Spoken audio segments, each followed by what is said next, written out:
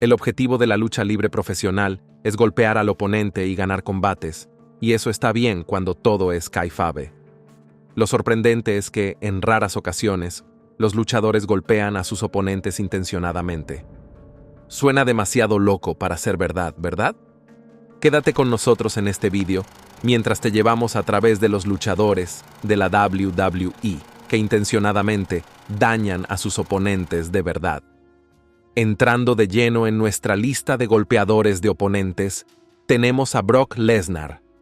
Bien, el tema del vídeo de hoy es ver a los luchadores que fueron lo suficientemente brutales, o en algunos casos, lo suficientemente incentivados, para herir a sus oponentes en la televisión en vivo como si fuera una especie de pelea callejera.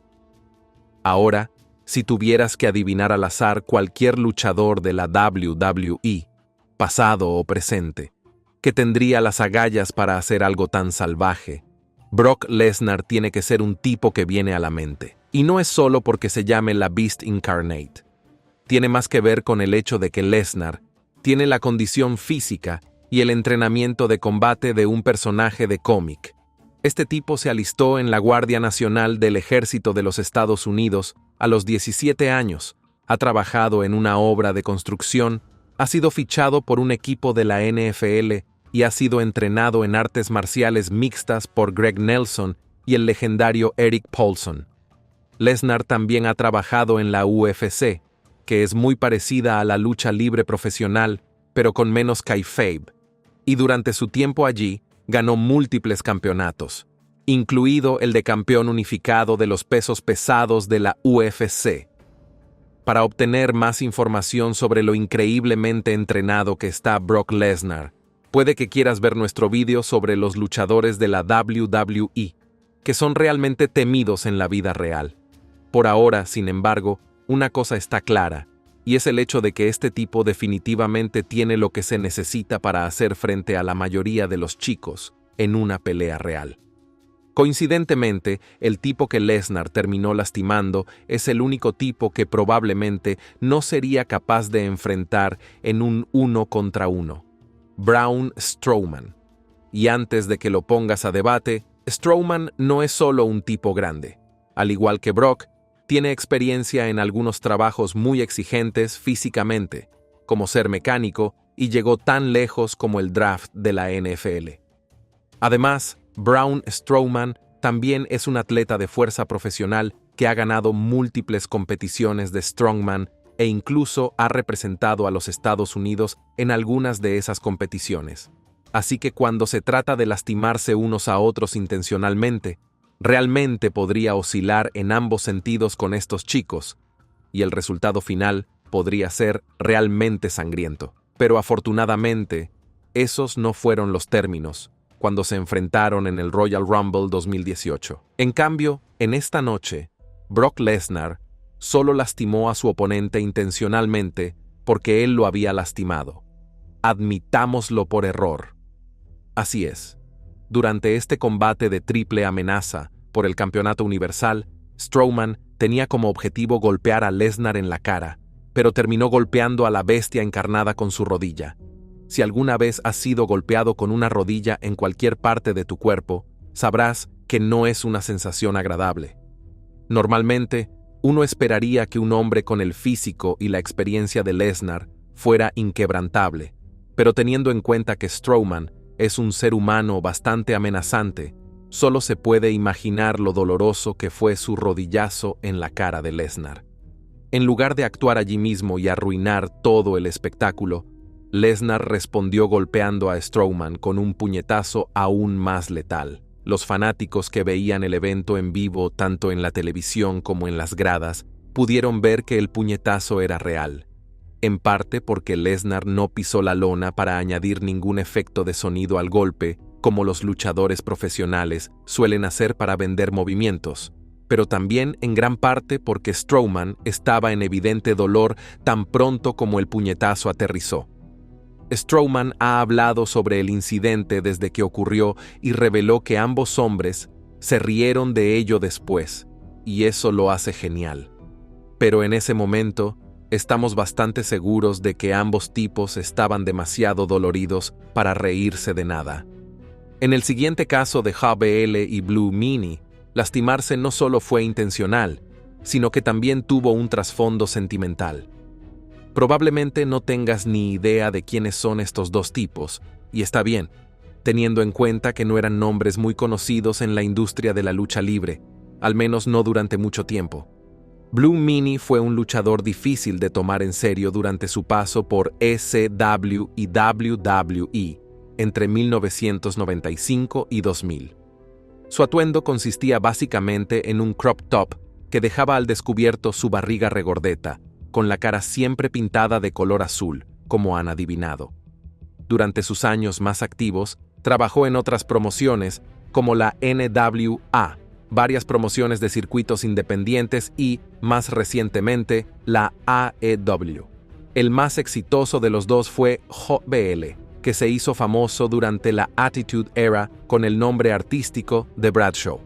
No cambió de marca y adoptó el nombre de JBL hasta 2004, después de convertirse en 3 veces campeón de la WWE Tag Team como parte de los Acolytes. El personaje de JBL más tarde ganaría el campeonato de la WWE y se convertiría en el campeón intercontinental antes de su retiro y eventual inducción al Hall of Fame de la WWE en 2021. Así que sí, está claro que JBL tuvo más éxito que Blue Meanie, pero el punto culminante de las carreras de ambos hombres está ligado a un momento.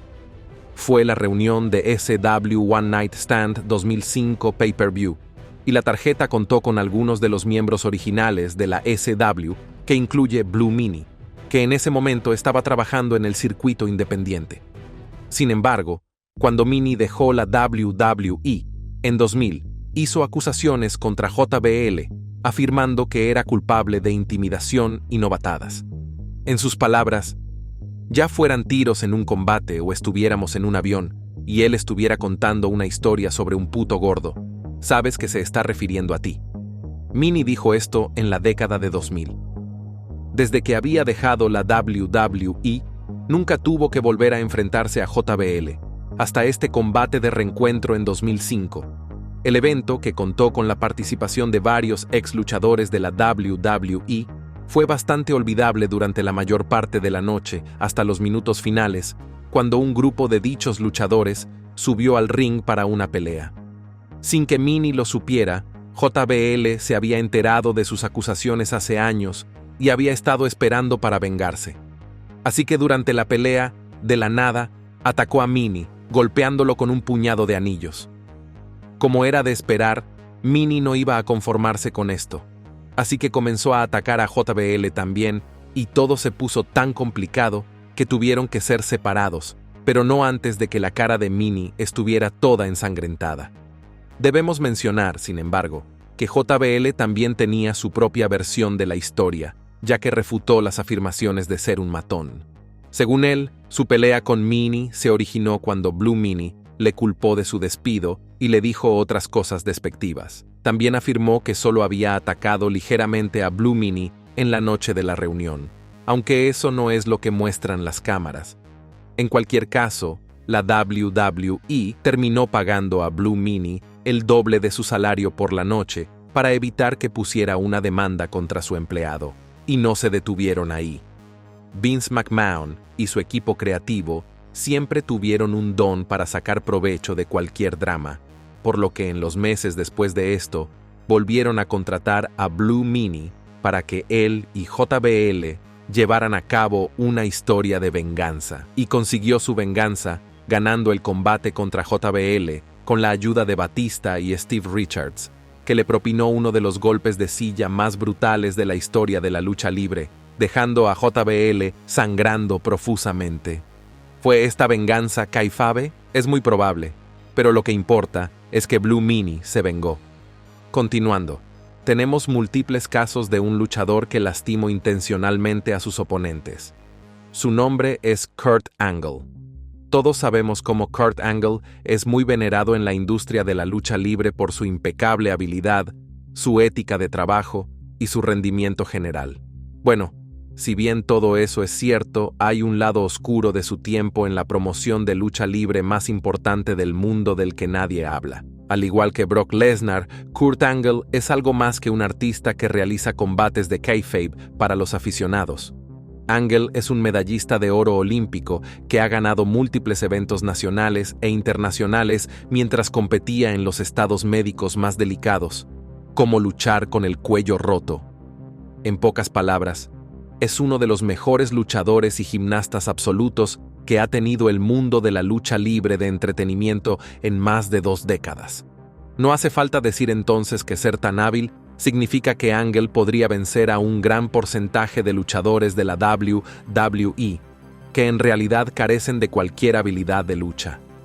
Vince McMahon era más consciente que nadie de este hecho, y si has seguido nuestro canal con la suficiente atención, sabrás que el presidente casi nunca utiliza información privilegiada para el bien de los demás. En el caso de Kurt Angle, McMahon lo convirtió literalmente en una especie de matón al que se le permitía hacer daño de verdad a otros luchadores en el ring sin ningún tipo de sanción o castigo. Escuchaste bien. Kurt Angle era un matón de la empresa, y a diferencia de las acusaciones de Blue Meanie sobre JBL, esto no son solo rumores. El propio Angle ha confesado el hecho mientras hablaba en su programa, The Kurt Angle Show, muchos años después de dejar la compañía. Hablando sobre esto, dijo: Vince McMahon quería que fuera muy duro, quería que me tirara. Me tiré a esos tipos. Era una técnica de intimidación. Y Vince McMahon quería que intimidara a todo el mundo en los invitacionales, y lo hice. Los Kurt Angle Invitationals, en cuestión, eran básicamente combates para talentos de mejora que entraban en la empresa.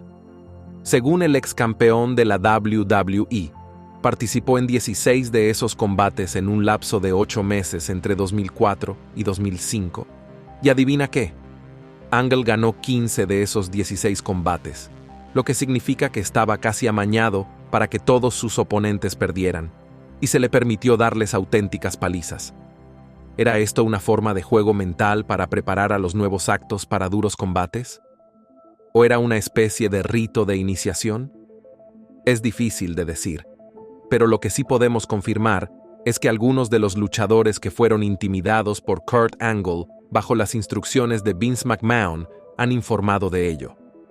Este acuerdo dio lugar a una de las historias más controvertidas de la WWE de todos los tiempos, con Kurt Angle como protagonista.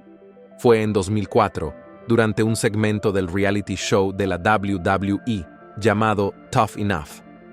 El programa era esencialmente una competición para descubrir nuevos talentos que quisieran trabajar en la empresa. En este episodio en particular de SmackDown, un segmento presentaba a los finalistas de la 4ª temporada de WWE Tough Enough, siendo retados a una competición de empuje en cuclillas. Un tipo llamado Chris Nawrocki resultó ser el ganador y se le concedió un combate honorífico de lucha libre amateur contra el medallista de oro olímpico y leyenda de la lucha libre Kurt Angle. Resumiendo, el inexperto Chris subió al ring y en pocos minutos Kurt Angle acabó con él. Sin embargo, en el proceso, acabó fracturando las costillas de Nawrocki en la vida real. El desafortunado concursante tuvo que ser trasladado inmediatamente al hospital, y en un movimiento que Kurt Angle reveló más tarde que era una directiva de McMahon, Angle retó a todos los demás concursantes a combates 1 contra 1, justo en ese momento. Aquí es donde las cosas empezaron a ponerse realmente interesantes. El siguiente concursante que se presentó fue Daniel Puder. Todo el mundo esperaba que fuera otro trabajo ligero para Angle, pero lo que no sabían era que Puder era un artista de artes marciales mixtas que había entrenado en la American Kickboxing Academy bajo la tutela de algunos luchadores temibles como Javier Méndez, Danny Chade y el legendario Frank Shamrock. Otra cosa que nadie sabía es que Puder subió al ring no solo para impresionar, sino para vengarse de Chris Nawrocki. Así que subió al ring, y en muy poco tiempo tenía a Kurt Angle en un Kimura Lock, que era un movimiento que podía destruir completamente el hombro de su víctima. De repente, Kurt Angle, que normalmente era el matón, tenía un dolor insoportable y necesitaba ayuda. Al ver que las cosas se le iban de las manos, el veterano árbitro Jimmy Corderas, que estaba a cargo del combate, tomó cartas en el asunto y contó rápidamente hasta 3, aunque Puder se retiró a las 2. Corderas admitiría más tarde que no tenía intención de contar, pero que tuvo que actuar, ya que uno de los nombres más importantes de la empresa estaba a punto de ser enviado a urgencias por un tipo cualquiera al que nadie conocía. Kurt Angle, por otro lado, ha refutado la narración de todo el evento. Según él, nunca tuvo la intención de lesionar a Naoki, y para cuando Puder subió al ring, no podía sentir sus brazos y solo seguía empujando para el show, y luego esto. Oh. No se suponía que era un concurso de lucha definitiva. Era un combate de lucha libre, pero se suponía que iba a haber una sumisión. Él, Puder, era un idiota. Puso su espalda en la lona y no se suponía que era una cuenta de 1, 2, 3. Se suponía que solo era una cuenta. Sea cual sea su opinión sobre el desarrollo de los acontecimientos, lo cierto es que el karma se cebó con él en forma de un don nadie llamado Daniel Puder. Pero ahí no acaba la historia. De hecho, continúa contando otro caso de luchadores que hieren a sus oponentes intencionadamente. Kurt Angle hirió a Chris Naoki. Puder hirió a Kurt Angle. Y la saga que siguió vio a Puder recibir una paliza. Oh, has oído bien. Después de lograr esa hazaña icónica de tener a Kurt Angle pidiendo clemencia, Daniel Puder compitió en su primer evento de pago por visión de la WWE, Armageddon. En este combate, se enfrentó a Mike Mizanin en una Dixie Dog Fight y lo derrotó, lo que le valió una plaza en un segundo evento de pago por visión de la WWE, el Royal Rumble de 2005. Antes de eso, Puder fue anunciado como ganador de la 4ª temporada de Tough Enough y se llevó el cuantioso premio en metálico de $1,000. Y si hubiera sabido lo que le esperaba después, habría cogido todo ese dinero y se habría dedicado a otra cosa. Por desgracia, Puder siguió en la WWE, con la esperanza de hacerse un nombre. Y después de enfrentarse a un veterano, decidió ir a por los demás, empezando por Hardcore Holly. Puder se jactó de que derrotaría a Hardcore Holly en los house shows y se refirió repetidamente a la saga de Kurt Angle. Ahora bien, a principios de la década de 2000, las novatadas y la intimidación eran predominantes en la industria de la lucha libre, pero aún peor, no había lugar para un novato engreído. La empresa funcionaba con una especie de jerarquía, y cada nuevo acto tenía que alinearse con ella para asegurarse una carrera buena y duradera en la empresa. Así que, cuando Puder empezó a alterar el orden de las cosas, un grupo de veteranos, entre los que se encontraban Chris Benoit, Hardcore Holly y Eddie Guerrero, decidió darle una lección. Cuando Puder llegó al ring, comenzó a alardear de cómo se había convertido en el primer ganador de Tough Enough en ganar el Royal Rumble. Mientras lo hacía, Benoit y Guerrero subieron al ring y se unieron para darle una sonora paliza. Momentos después, Hardcore Holly también bajó al ring, y juntos, el trío machacó a Puder con todo tipo de movimientos, tanto los permitidos en la empresa como otros movimientos duros que debieron doler mucho. Esencialmente, lo que presenciamos fue una paliza en directo por televisión, y seamos realistas, por mucho que tuviera que ver con el orgullo de Puder, mucho tuvo que ver con que alterara el orden de las cosas al casi destrozar el brazo de Kurt Angle. Poco después del Royal Rumble, Puder fue relegado al territorio de desarrollo de Ohio Valley Wrestling, y solo unos meses más tarde fue despedido de la WWE, en lo que se denominó un movimiento de reducción de costes. Más tarde se supo que, antes de despedirlo, la WWE le ofreció la opción de firmar un contrato de desarrollo e ir al campo de desarrollo de Deep South Wrestling, que es una promoción incluso inferior a la de OVW y con menos sueldo. Puder optó por dejar la empresa, y aunque su carrera como luchador profesional nunca recibió más atención, Sus momentos de herir a su oponente y ser el receptor de dicho daño es algo que las calles no olvidarán. El siguiente en nuestra lista es el caso de los Headbangers y los Insane Clown Posse. Salvo que seas un fan del rock duro, estos dos nombres no tienen absolutamente ningún significado para ti, así que aquí tienes una breve historia. Los Headbangers eran un tag team de los 90 formado por Charles Warrington's Most y Glenn Ruth's Thrasher. El dúo tenía el gimmick de ser metaleros y siempre aparecían en el ring con camisetas relacionadas con el heavy metal, faldas escocesas, piercings, perillas, cabezas rapadas y la cara pintada de negro. Nunca llegaron a destacar en la WWE, pero durante algunos años actuaron con frecuencia. Por alguna razón, desde su salida de la empresa parece estar en una caza de brujas contra los Headbangers. En una ocasión, en 2007, la revista WWE Magazine mencionó a los Headbangers como uno de los peores grupos de luchadores en ostentar un título, en referencia a su supuestamente pobre reinado en el Tag Team Championship. La empresa también se ha referido al dúo como una de las 15 superestrellas que sobrepasaron su estancia en la empresa. Los Insane Clown Posse, más conocidos como ICP, tuvieron una historia muy parecida. Un dúo formado por Violent J y Shaggy 2 Dope, que luchó por hacerse un hueco en la WWE y en muchas otras promociones hasta que se disolvieron. Todos los que los vieron trabajar coinciden en que deberían haberse dedicado a su carrera en el hip hop. Entonces, ¿qué tienen que ver en esta lista dos tag teams desconocidos? Bueno, en algún momento de 1998, ECP tuvo un combate contra otro tag team de los 90 llamado The Oddities. A juzgar por la asistencia al combate y la participación de los fans, el dúo ECP estaba orgulloso de su actuación. Probablemente demasiado orgulloso, ya que al día siguiente acabaron yendo a ver a Vince McMahon y le exigieron un aumento de sueldo solo por una actuación aparentemente buena. En lugar de echarlos, el presidente de la WWE les dijo que se lo pensaría y que volvería a hablar con ellos al día siguiente. Pero en realidad no quería decir eso. El bueno de Vince tenía otras ideas malvadas en lugar de hacer eso, así que se puso en contacto con los Headbangers, que iban a enfrentarse a ICP a continuación, y solo tenían una petición. Un agente vino a vernos y nos dijo: salid ahí fuera y pegadles una paliza. Dadles una paliza porque no van a volver mañana, y si no les dais una paliza, vosotros tampoco estaréis en el edificio mañana. Suena a mafia italiana, ¿verdad?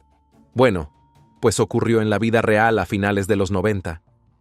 Al oír lo que debieron de sentir como una amenaza, los Headbangers acudieron al concierto y, temiendo por sus puestos de trabajo, hicieron como si tal cosa.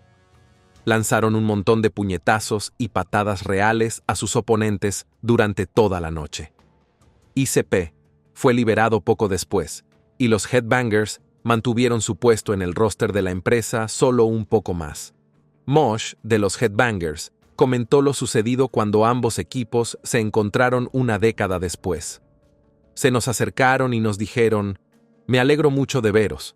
Aquel partido en el que nos disteis una paliza de verdad, pero fue muy divertido. Nos encantó. Estamos muy contentos de teneros aquí». Es bueno ver que ambas partes siguen siendo cordiales después de interacciones tan extrañas de sus días en la WWE. Por último, en nuestra lista de luchadores de la WWE que lastimaron intencionalmente a sus oponentes, tenemos a Perry Saturn. Vale, este caso es de lo más ridículo que hay, así que quizás no intentes buscarle tanto la razón. El nombre Perry Saturn era un nombre muy conocido en la ECW a finales de los 90.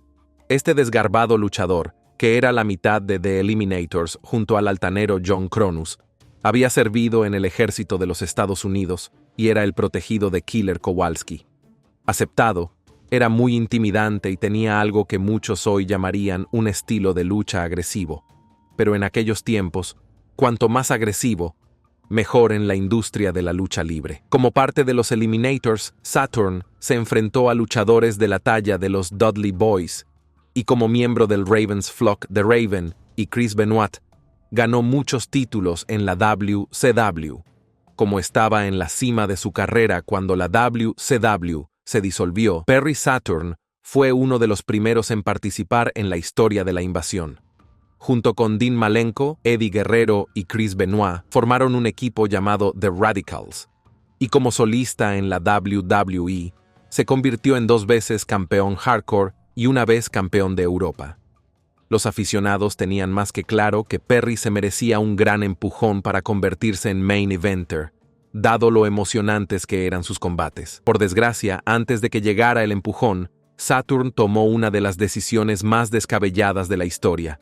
Durante uno de estos combates de menor nivel, Saturn atacó a un jobber.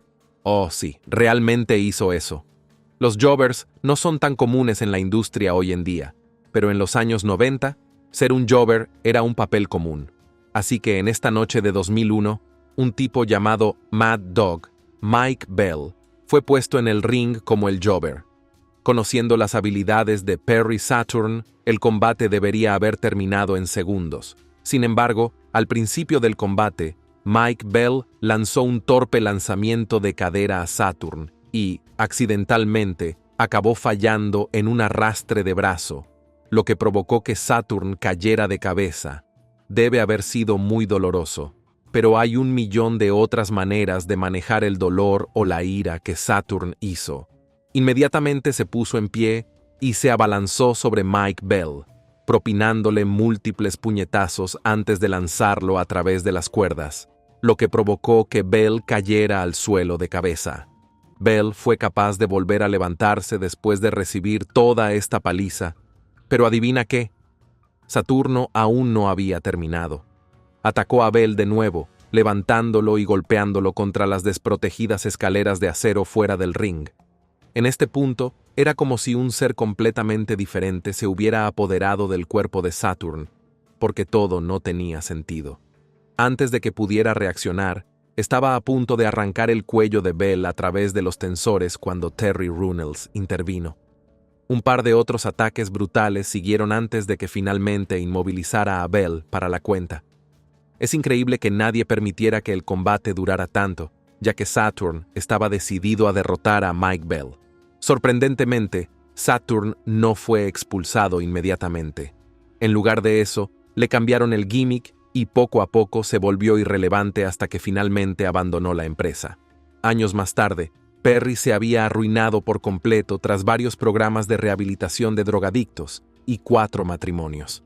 Hasta la fecha, los fans de la WCW no pueden dejar de preguntarse lo que podría haber sido si Saturn no hubiera perdido la calma aquella noche. ¿Cuál de estas historias te parece la más loca? Déjanos tu opinión en la sección de comentarios y, antes de irte, no olvides darle a me gusta a este vídeo y suscribirte a Ring Rivals para no perderte los próximos.